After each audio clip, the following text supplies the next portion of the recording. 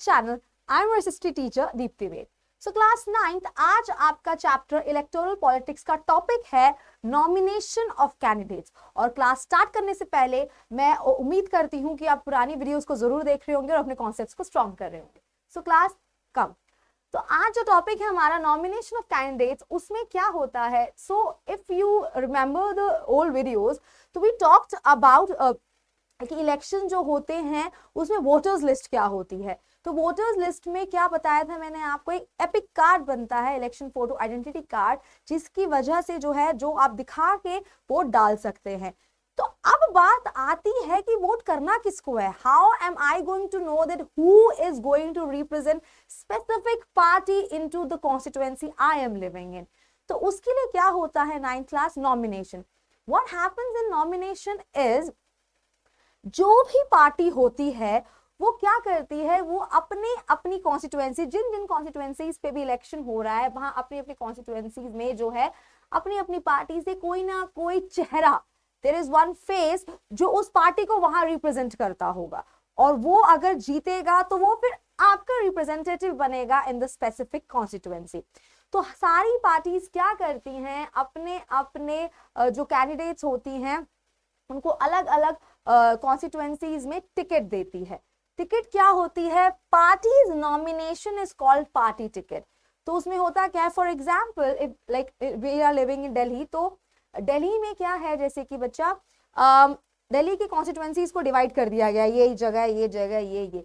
तो मान लीजिए जनकपुरी, तो जनकपुरी में बीजेपी पार्टी कहती है कि हमारा जो नॉमिनेशन हम जो भर रहे हैं, हमारा जो कैंडिडेट होगा वो होगा ए। ठीक है, ऐसे ही बीजेपी कहती है कि स्पेसिफिक दिल्ली के कौन से दूसरे एरिया में कॉन्स्टिट्यूएंसी में हमारा जो रिप्रेजेंटेटिव होगा वो होगा बी। तो पार्टी टिकट वो स्पेसिफिक लाइक एक आपसे ये होता है कि उसमें ये बताया जाता है कि हमारा रिप्रेजेंटेटिव ये रहेगा इस जगह पे, एंड हमारी पार्टी को ये रिप्रेजेंट करेगा। हमारी पार्टी का जो मोटो है, हमारी पार्टी जो विकास के काम करने चाहती है, जो बदलाव लाना चाहती है, आप तक पहुंचाने का काम ये स्पेसिफिक पर्सन करेगा।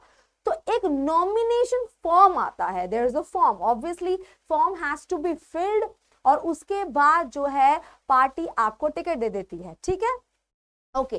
तो नॉमिनेशन, अगर मैं इलेक्शन में लड़ना चाहूं तो मेरी एज क्या होनी चाहिए। वोट डालने के लिए यूनिवर्सल एडल्ट फ्रेंचाइजी के तहत your age should be 18 and above and you should be the citizen of the country, then you can vote, right. But for elections the age should be 25 और above, right? And उसके बाद आप किसी party से भी ताल्लुकात आपके होने चाहिए, and you should have got party ticket, right. And उसके बाद क्या होता है, let's talk about security deposit. What is security deposit? आप क्या करते हैं, आप अपना नॉमिनेशन फॉर्म जब भरते हैं उसके बाद कुछ मनी जो है आप एज अ सिक्योरिटी डिपॉजिट जमा कराते हैं उस नॉमिनेशन फॉर्म के साथ। उस नॉमिनेशन फॉर्म में क्या होता है 9th class, that nomination form contains all the information and all the details that are made public, and so that each and every citizen who is going to vote understands and gets to know कि who I am going to vote।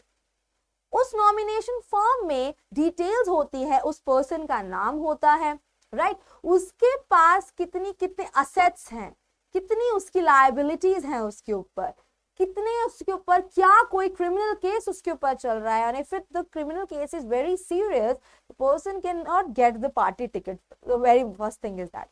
ठीक है, तो कोई अगर case भी चल रहा होता है तो वो नॉमिनेशन फॉर्म में you have to fill about your education qualifications and all, कि आपकी क्या एजुकेशन रही है, क्या क्वालिफिकेशन रही है, ठीक है, लाइक कितने आपके पास घर कितने हैं, एंड गोल्ड कितना है आपके पास, कैश कितना रहता है, ये सब चीजें जो है नॉमिनेशन फॉर्म में भरनी पड़ती हैं।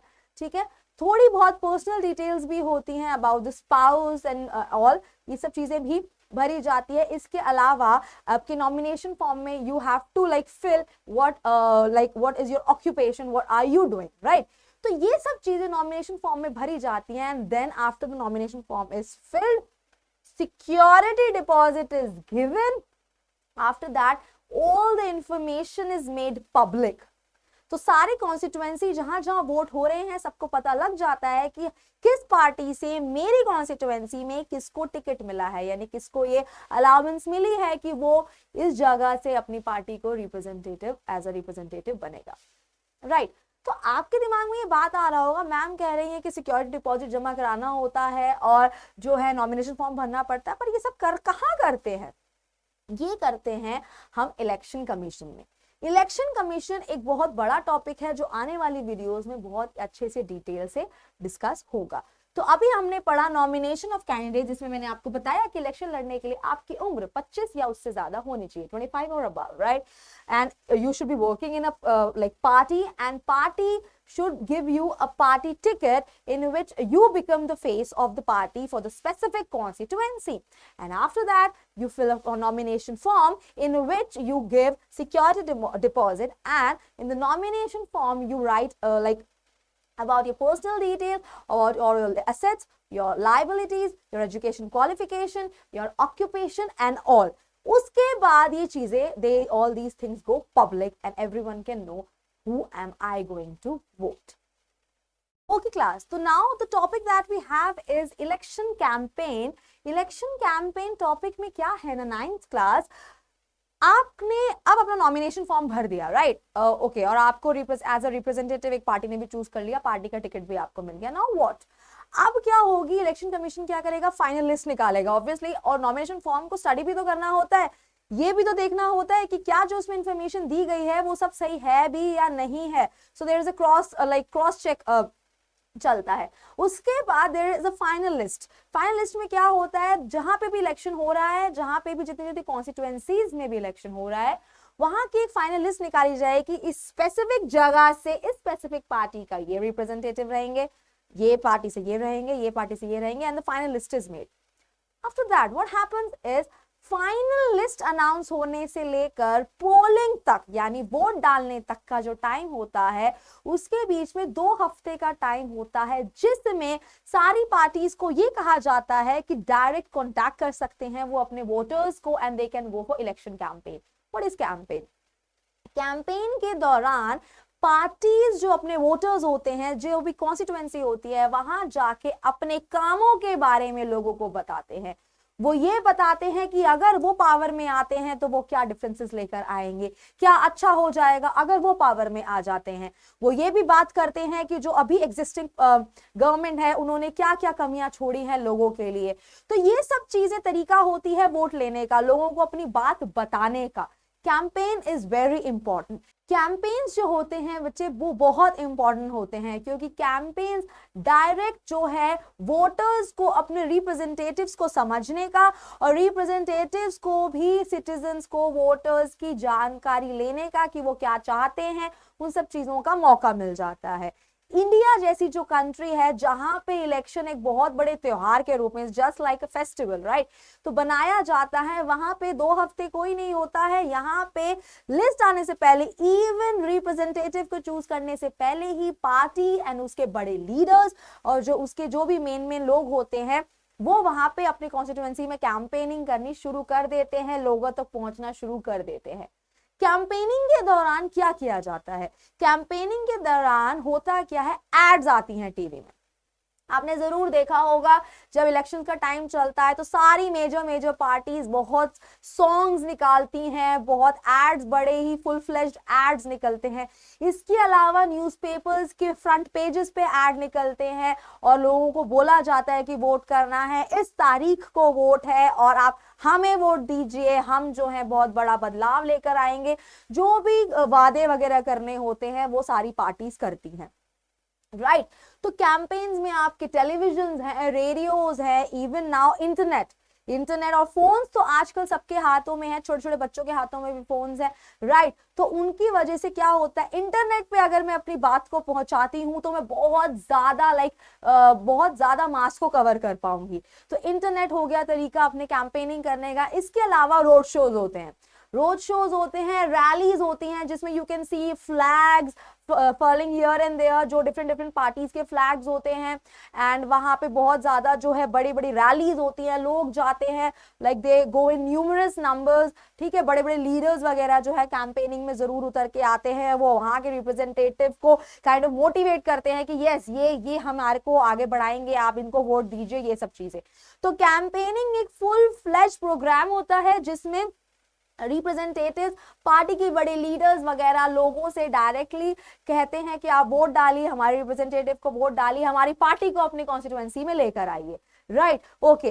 तो अब जब कैंपेनिंग चल रही है, जब टीवी में एड आ रहा है और जब आपका ये सब हो रहा है कि इंटरनेट पे आ रहा है, तो कोई ना कोई कैची स्लोगन्स भी तो होने चाहिए, there should be catchy lines and slogans, right. तो बहुत टाइम से जो है हर पार्टी ने अपने आने वाले धीरे धीरे इलेक्शंस में अपने स्लोगन्स को चेंज किया है, वक्त के हिसाब से they have moulded that whatever was the need, they have given that kind of slogan. So like in 1971 Congress gave a very famous slogan and it was Garibi Hatao, right, to remove, like to eradicate the poverty, that was their main motto at that time, and it was given in 1971 by Congress, right. In 1977 Janata Party gave a slogan, Save Democracy, ठीक है। तो ऐसे बहुत सारे slogans थे जो famous हुए हैं, राइट। स्लोगन्स जो हैं बच्चे बहुत ज्यादा इंपॉर्टेंट होते हैं। ऐसे 1977 में वेस्ट बंगाल में लेफ्ट फ्रंट के द्वारा दिया गया स्लोगन था लैंड टू द टिलर, ठीक है। ऐसे तेलुगु देशम पार्टी का था कि save the self respect of Telugus and all. तो ऐसे बहुत सारे स्लोगन्स होते हैं जो हर पार्टी, हर रीजनल पार्टी हो या नेशनल पार्टी हो, वो जरूर उसको देती है। उससे क्या होता है ना, लोगों को याद रहता है कि actually what the party is going to give like in these 5 years। तो ये सब जो है स्लोगन होते हैं, कैंपेन वगैरह किया जाता है। अब हम डिस्कस ये करते हैं 9th क्लास कि कैंपेन के दौरान क्या होता है। जो पार्टी होती है या रिप्रेजेंटेटिव होते हैं ना, what they try to like buy votes, ठीक है, जो बहुत गलत है। तो उसमें क्या होता है, हम अगर अपने वोटर्स को ब्राइब कर रहे हैं कि आप पैसे ले लो और हमें वोट डाल देना, या फिर हमको थ्रेटन कर रहे हैं कि वोट नहीं दिया अगर हमें तो फिर देख लेना, और अगर हम जीत के आ गए तो तुम नहीं बचोगे, ये वो। तो बहुत थ्रेटन करना उनको या उनको ब्राइब करना या फिर ऐसी कोई हरकत करना जिससे पब्लिक प्रॉपर्टी को कोई नुकसान हो। आप किसी भी स्पेसिफिक रिलीजियस प्लेस पे जाके वोट नहीं मांग सकते, राइट। कोई टेंपल हो, कोई मॉस्क हो, चर्च हो या गुरुद्वारा and all, you can not just go and ask for votes there. You have to you have to like exclude these things out of your election campaign. तो यहाँ पे जाके आप वोट नहीं मांग सकते। तो ये सब चीजें होती हैं जो आपको नहीं करना होता है इलेक्शन कैंपेन के दौरान। Election campaign means to connect with your voters, and this is the best time for the voters to connect with their representative. It means not to threaten anyone, not to bribe anyone. Let the citizen make their mind. उनको आपका काम समझ आने दीजिए, उनको समझने दीजिए कि हमें एक्चुअली किसको वोट डालना है और नहीं डालना है। तो ये सब चीजें होती हैं इलेक्शन कैंपेन के दौरान। So class, next topic that we have is like code of conduct. What is code of conduct? देखिए, जब इलेक्शंस की लिस्ट अनाउंस हो जाती है और आपको टाइम दिया जाता है कि आप इलेक्शन कैंपेन करें, तो there are specific things that you can not do.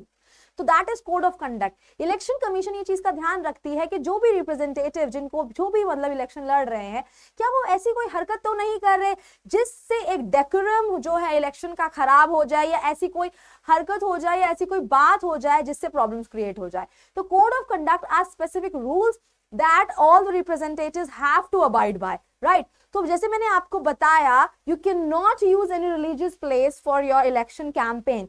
You cannot use any government resource for election campaign. ये बात नहीं होती कि अगर कोई टॉप लीडर ही, मतलब मान लीजिए कोई पार्टी है वो अभी पावर में चल रही है इलेक्शन से पहले, तो इसका मतलब ये नहीं है कि वो गवर्नमेंट रिसोर्सेज का इस्तेमाल करके इलेक्शन कैंपेन करेंगे। No, you can not use like government resources, any planes and cars and all for any election campaign, right. और इसके अलावा जो है, आप किसी को ब्राइब नहीं कर सकते, किसी को थ्रेटन नहीं कर सकते वोट के नाम पे। जितना इलेक्शन कमीशन ने रखा हुआ है कि 10 लाख तक होना चाहिए खर्चा for legislative assembly elections. Legislative assembly elections means जो आपके स्टेट इलेक्शंस होते हैं उनमें 10 लाख तक का ही खर्चा होना चाहिए। और इसके अलावा जो आपके लोकसभा इलेक्शंस होते हैं उसमें 25 लाख तक का खर्चा होना चाहिए। ये मनी जो है इतना रख रखा है कि इससे ज्यादा नहीं होना चाहिए, क्योंकि मनी पावर अगर ज्यादा हो जाएगी तो ऑब्वियसली किसी भी पार्टी को जीतना जो है थोड़ा सा आसान हो जाएगा। ओके, इसके अलावा क्या होता है, कोई भी जो भी मतलब इस टाइम पे पावर में है पार्टी, वो जो है कोई भी फाउंडेशन बड़े प्रोजेक्ट के लिए नहीं रख सकती। उससे क्या होगा, लोग, अगर आप पावर में हो और आपने कोई बहुत बड़ा प्रोजेक्ट का फाउंडेशन स्टोन रख दिया तो वो तो ये तरीका हो गया कि लोगों को अपनी तरफ रुझाने का तरीका हो गया। If you wanted to do anything, you would have done it in these 5 years. 5 years is a very long time to, to develop like a certain place. I'm not saying that any party can develop totally in 5 years. They need their time, but 5 years is a very long time to start, to initiate those changes, right? So bade foundation stones you cannot put in the meanwhile when the election campaigns are going on, right?